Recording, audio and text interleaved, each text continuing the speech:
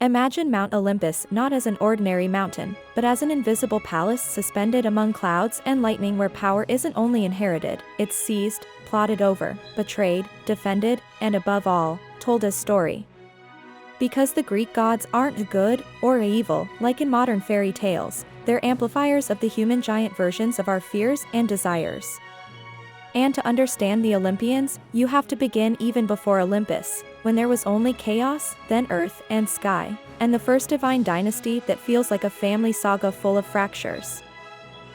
The Titans, led by Cronus, the father who fears his children and devours them to avoid losing the throne, until the mother, Rhea, saves the last one.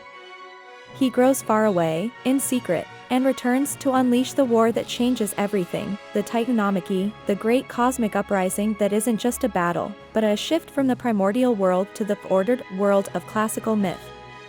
And when that son, Zeus, wins, he doesn't create a paradise. When that son, Zeus, wins, he doesn't create a paradise, he creates a system and unstable balance made of alliances and rules.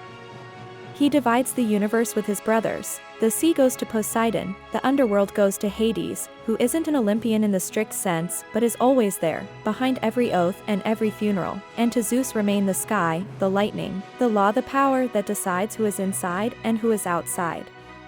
And you immediately grasp the tone of this mythology. Even the king of the gods must negotiate with forces older than him, with necessity, with justice, with fate. Because on Olympus no one truly rules everything, each god rules a slice of the world and pays a price for that dominion. And beside the sovereign stands the queen, Hera, who isn't only jealousy and revenge, as the modern caricature goes, but the divinity of social order, of the pact, of marriage as an institution. And precisely for that reason, her pain becomes myth every time the infidelity of the king of the gods shatters the facade of power. She reacts the way an empire would, striking symbols, guarding borders, turning private stories into public tragedies. And around this couple spins of court, that is an entire world, there is Demeter, who brings the cycle of the seasons into one of the most moving legends, because when her daughter Persephone descends into the realm of the dead, the mother doesn't write poetry, she goes on a cosmic strike. The earth stops bearing fruit, the world becomes hunger. And so the myth explains winter not as weather, but as mourning, and then explains spring as return, compromise, alternation, because even the gods must accept that some losses aren't erased, they're managed.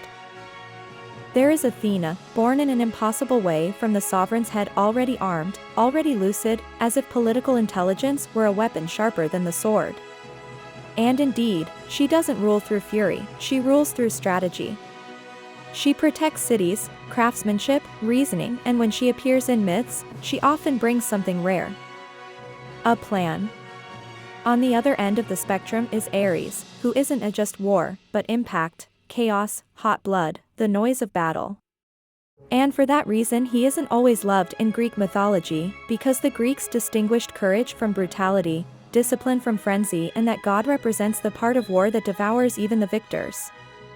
Then there is Apollo, light, but also arrow, music, but also plague, harmony, but also punishment, because his power is precision.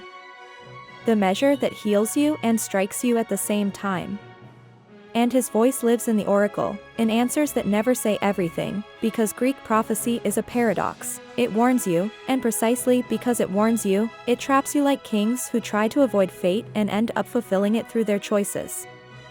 Beside him runs Artemis, wild and free, mistress of woods and animals, guardian of thresholds, childhood, and passage, a goddess who cannot be tamed. And in the myths, whoever treats nature like a toy, whoever violates the boundary of the sacred, often meets her and learns too late what respect means. And then there is Aphrodite, who isn't romance, but attraction, desire, social magnetism, the power that makes humans and gods do things they swore they'd never do. Because love, in this mythology, is a force that builds and destroys with the same ease, and when it enters the game, even the Trojan War feels less like a story of armies and more like a story of passions out of control.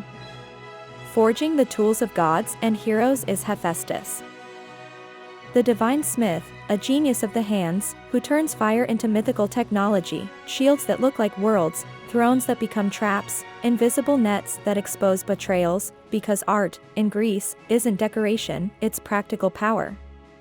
And through the corridors of Olympus darts Hermes' messenger, thief, psychopomp the god who connects everything, who crosses borders, who makes trade possible, words. Credible lies.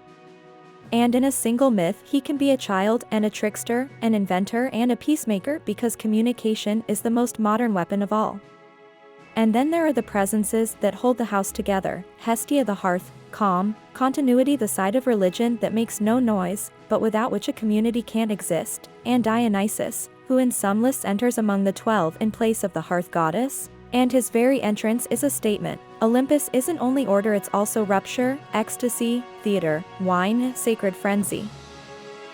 Because a society needs rules, but it also needs an outlet for what rules compress. And the god of controlled delirium reminds you that a mask can tell the truth better than a face. And while this divine family rules, their stories constantly descend to earth, because the Olympian gods are obsessed with humans. They use them as mirrors, as toys, as allies, as victims, but also as interlocutors.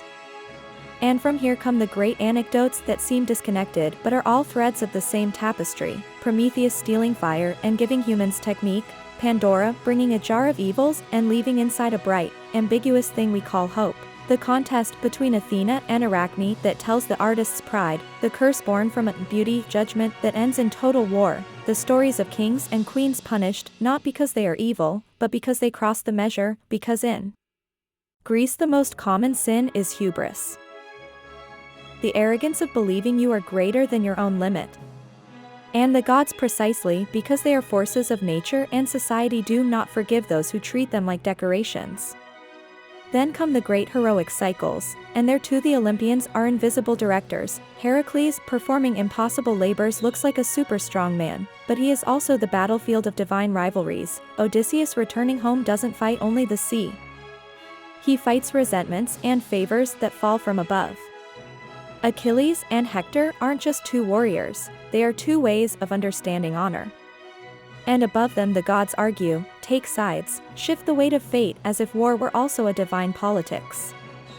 And in the middle of these epics you find details that seem like extras, but are Greece speaking about itself. The Oracle of Delphi becoming the spiritual and diplomatic center of the Greek world, the games of Olympia turning competition into ritual and a sacred truce. Temples like the Parthenon that aren't only stone but a political message because honoring a goddess is also saying, this is our identity. And even monsters, chimeras, gorgons, the Minotaur aren't only mythic horror, they're collective fears with a face, borders, warnings. And often a hero defeats them not only with strength, but with a gift or advice from an Olympian, as if to say that intelligence and technique are part of divine order as much as lightning. And if it feels like these stories go in 1,000 directions, it's because Olympus is a mental model, a map of the world. The unpredictable sea has a god, the nourishing earth has a goddess, the love that changes you has a face, the war that drags you down has another.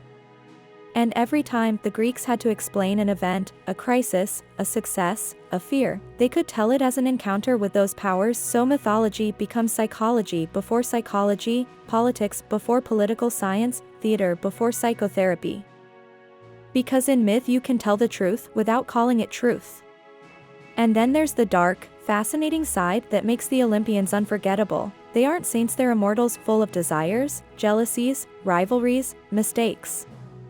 And that's exactly what makes them believable as symbols, because a perfect divinity tells you nothing about humanity, while a divinity that errs tells you everything. And in the end, when you lift your gaze toward Olympus, you understand that this palace in the clouds is really a question. What truly rules our lives, rules or passions, reason or instinct, law or chance? And if the gods were only ancient names for these forces, which god are you listening to today when you make your most important decisions?